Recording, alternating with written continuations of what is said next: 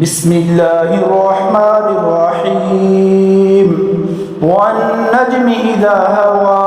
ما ضل صاحبكم وما غوى وما ينطق عن الهوى إن هو إلا وحي يوحى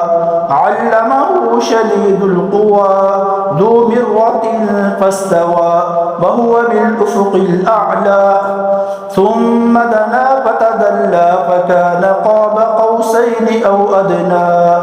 فأوحى إلى عبده ما أوحى ما كذب الفؤاد ما رأى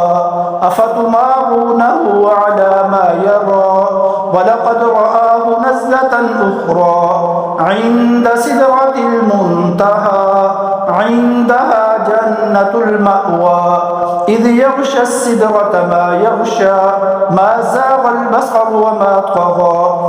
لقد رأى من آيات ربه الكبرى أفرأيتم اللات والعزى ومناة الثالثة الأخرى ألكم الذكر وله الأنثى تلك إذا قسمة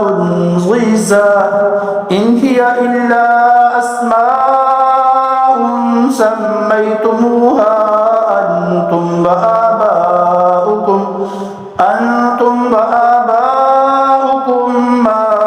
أنزل الله بها من سلطان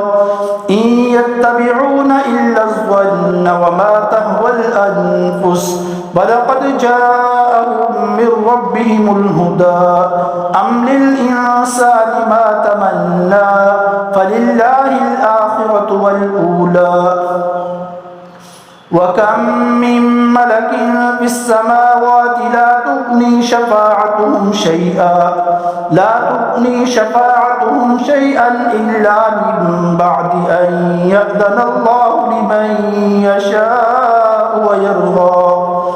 إن الذين لا يؤمنون بالآخرة ليسمون الملائكة تسمية الأنثى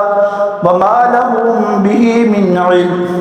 إن يتبعون إلا الظن وإن الظن لا يغني من الحق شيئا فأعرض عمن تولى عن ذكرنا ولم يرد إلا الحياة الدنيا ذلك مبلغهم من العلم إن ربك هو أعلم بمن ضل عن سبيله وهو أعلم بمن اهتدى ولله ما في السماوات وما في الأرض ليجزي الذين أساءوا بما عملوا ويجزي الذين أحسنوا بالحسنى والذين يجتنبون كبائر الإثم والفواحش إلا اللمم إن ربك واسع المغفرة هو أعلم بكم إذ أنشأكم من الأرض وإذ أنتم أجنة في بطون أمهاتكم فلا تزكوا أنفسكم هو أعلم بمن اتقى أفرأيت الذي تولى وأعطى قليلا وأكدى أعنده علم الغيب فهو يرى أم لم ينبأ بما في صحف موسى وإبراهيم الذي وفى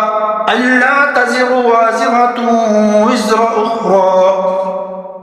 وأن ليس للإنسان إلا ما سعى وأن سعيه سوف يرى ثم يجزاه الجزاء الأوفى